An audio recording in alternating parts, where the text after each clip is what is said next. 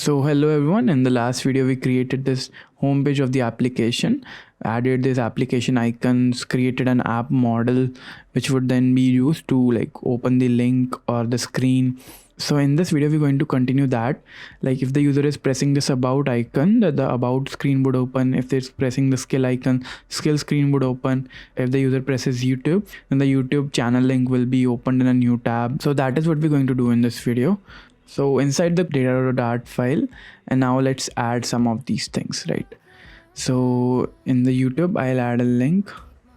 Now, as you can see that I have already added all my links over here using the const file. So you can just use that and create your links.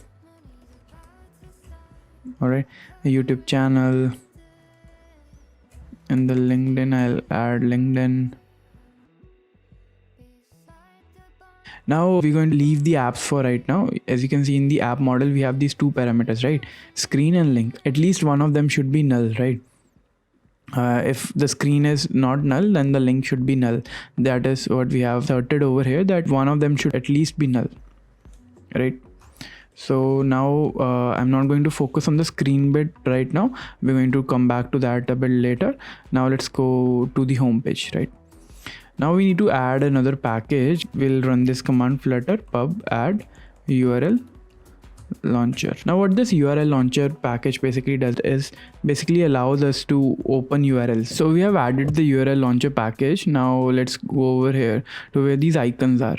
So we used a list.generate to create these icons, right? So here they are. So in the on pressed over here, now let's add an if condition. Apps index.link not equal to null, then we'll add a function called the launch function.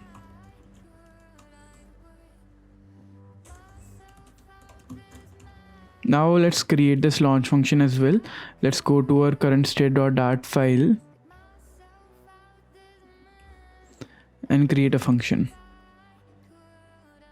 We'll give it the type of future void launch in browser. It is going to accept a string of link. Now if await can launch, this is the URL, await launch URL, and the mode will be launch mode dot external application. What is the external application basically means is that we are launching it in a new tab, or if in terms of Android I speak, we are launching it in the Chrome browser, not in the inbuilt browser of our application.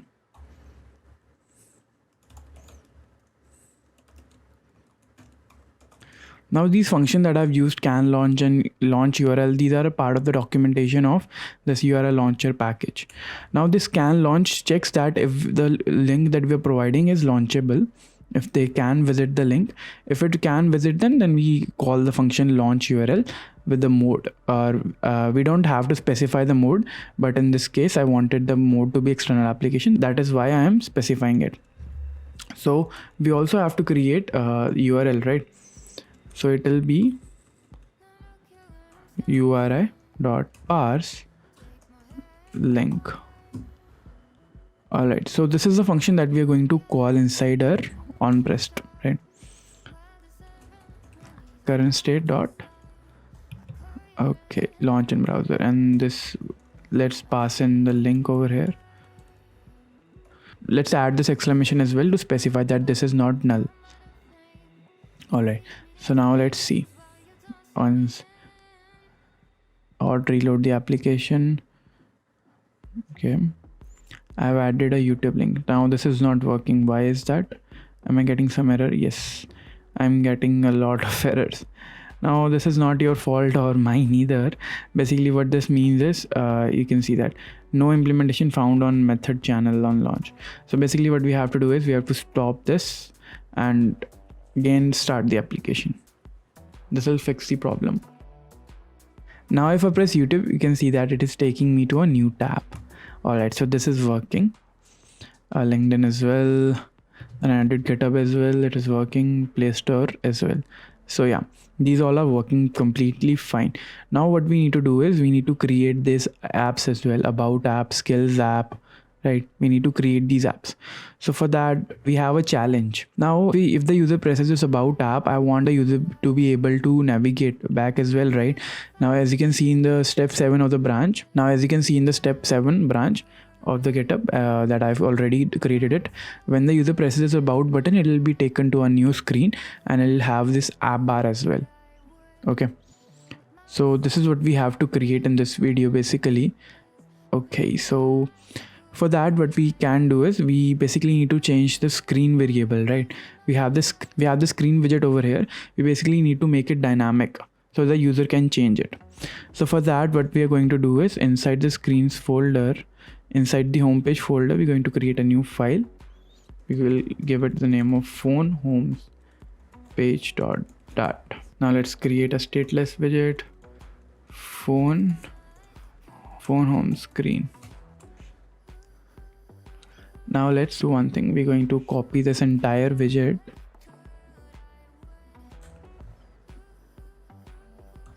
Let's cut it and paste it over here. Now let's fix these import errors. Let's also create the provider instance. Let's import the custom button package as well, and this device info package as well. Alright, so this is looking fine now. Now what we can do is basically can use this inside here. This is just to prove that this is working fine.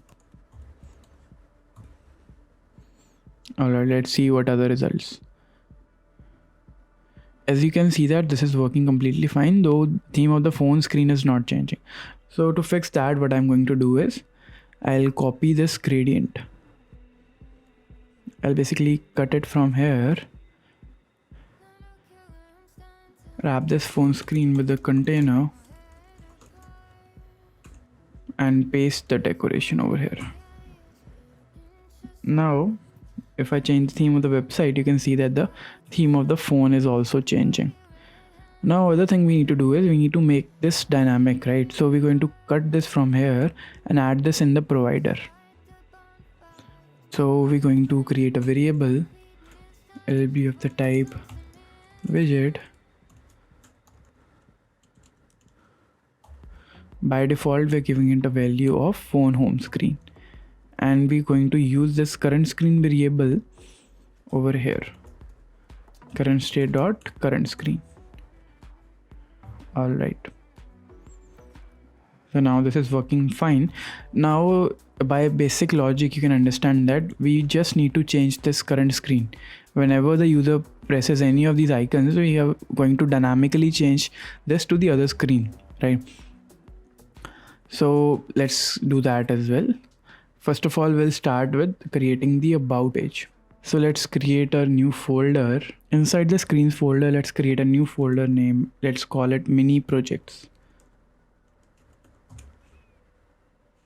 And then create another folder inside it. Create a project called about. Inside this about folder, we'll create a file about.dat. Let's create a stateless widget.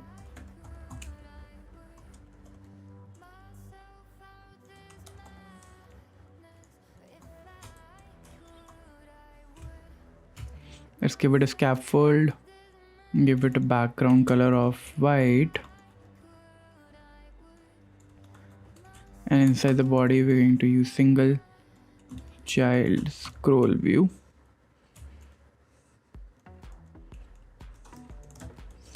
Give the child a container. As you can see that we need to create this page. So the background is white that we have given this color of scaffold. Now we need to create this container which will have at least 5 pixels or 10 pixels from left and right, and the color of this container is different as well. We have this circular avatar and this title and the other text. So let's do that. To add the spacing, what I'll do is I'll give it a margin of, let's give it another child, which is again a container. Now inside the box decoration of this container, let's give it a color. Now I already know the color code which I'm going to give. Now inside the container I have a lot of content. I also need to give it a padding of all by 10 pixels. Now this will have a child of column whose first child will be a circular avatar. Let's give it a border radius of 50. You can later on add your image inside the circular avatar. Now let's add the title. Hi, I am Deepak Mittal. Let's give it a styling. I've added this about me inside a string, which is again inside the data.dot file. You can do that as well, because it will make the file look a lot cleaner, right? This text everywhere doesn't make it look very clean. So to maintain this cleanliness, we're going to use this. We're going to use Google Font.Open Sans. Give it a font size of 15.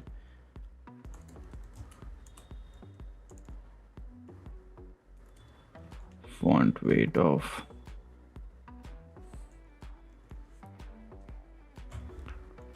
1. Alright, let's see how it looks. To see how it looks, let's do one thing. Let's copy this about me. Let's create that function which will change the screen of the phone. So let's go inside the current state.dart file. Basically what we have to do is we have to change this variable, right? So let's create a function that will do just that. Let's give it the name of change phone screen. It'll take the widget which we have to change. Now let's change the current screen to the change and call notify listener. Let's copy this function and inside over here, copy this function and inside the phone home page, let's check else if apps index dot screen not equal to null, then we're going to call current state dot change phone screen. Going to pass in the screen, add a null check over here that symbolizes this is not null, because you're already checking the null condition inside this if else. So now let's go to the data.dart file and add a screen.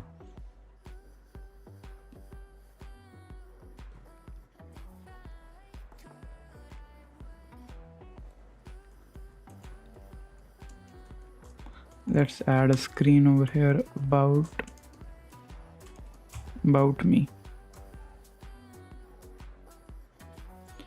Okay, let's see if it works. We're clicking this and as you can see, this is working completely fine. But there's another problem that we are facing now, that we can't go back to the original screen, right? As you can see that we have no option to go back to the original screen other than to just reload the website, right? To fix that, what we're going to do is we're going to add this. We're going to add this app bar on the top. Okay. So let's just do that as well.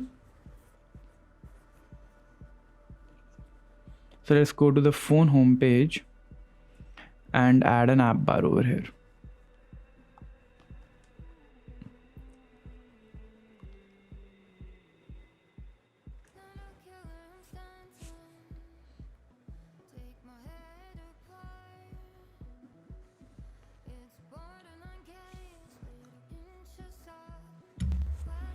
So we have this phone homepage.dart. Let's create another file.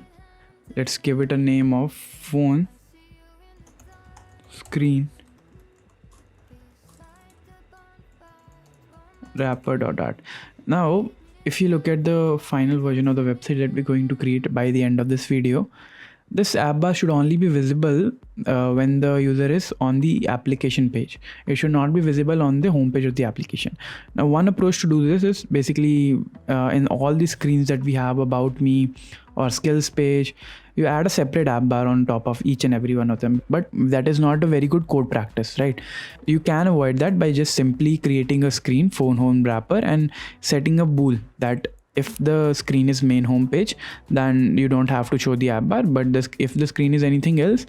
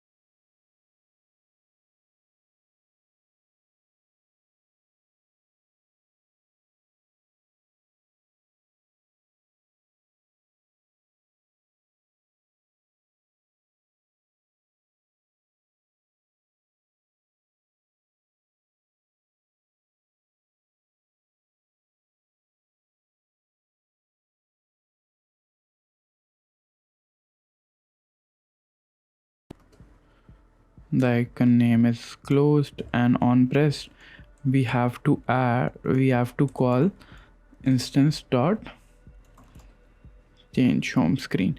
Now for that we need to create the provider as well. Current state,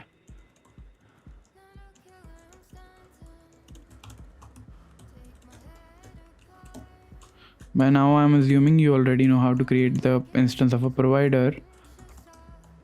It is fairly easy. Change phone screen, and the screen is phone home screen.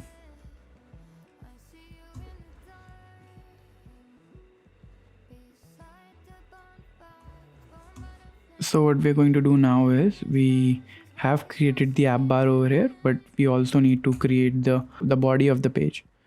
For that, what we're going to do is we're going to use expanded,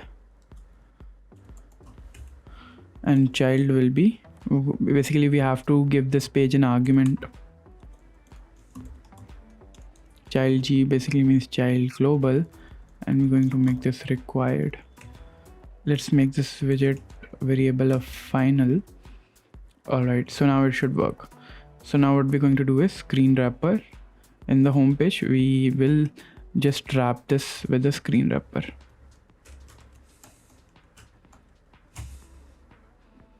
And give it a property. Now let's see what is happening. Now as you can see this, this is what I expected actually. We have this app bar as well over here on top because we're not added the condition yet. All right, so let's add that condition as well. Now let's go to the screen wrapper. So now let's add the condition.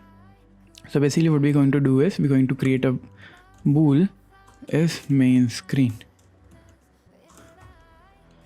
and we're going to set it to true by default, and inside over here we're going to check the condition. If instance dot is main screen is equal to false,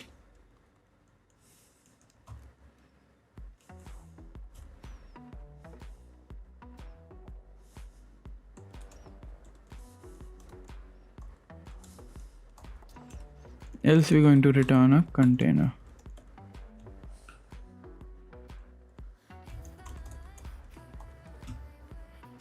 Alright, so it is working now.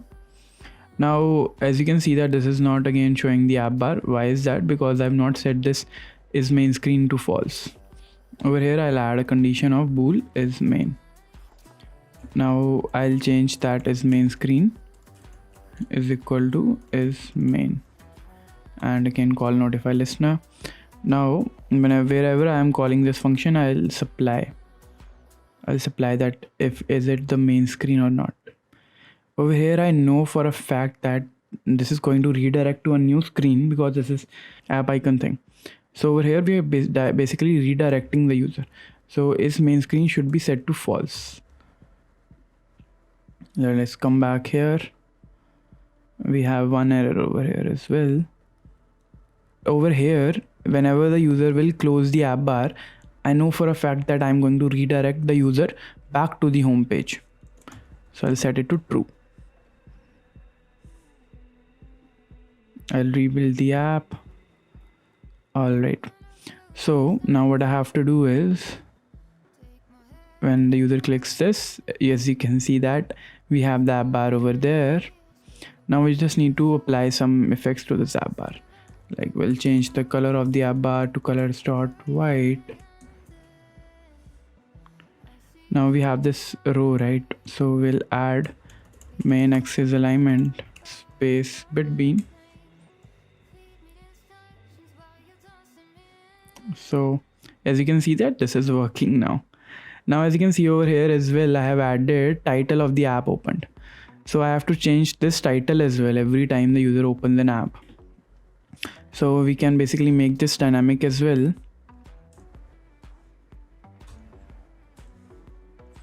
I'll add a title. Inside a provider, I'll create another string title. I'll make this nullable because when the user is on the home page, the title is by default null. Now let's go back to our data.art file. As you can see, we have the title over here of the application that the user is opening. So we basically need to get the title from here and change the variable. So that is basically what we have to do. Now let's come to the phone homepage.dart, and whenever the user presses this change phone screen, we're going to pass in the optional parameter of string title.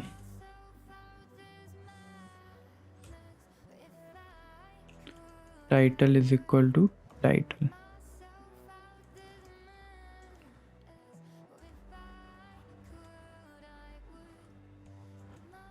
Alright. So now over here I'm calling this.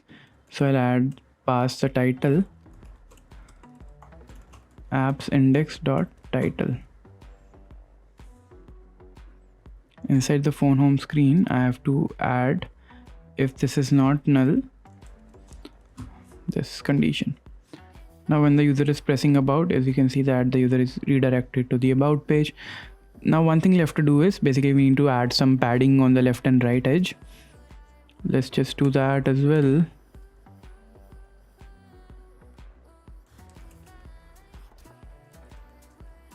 Let's add 20 pixels padding on both sides.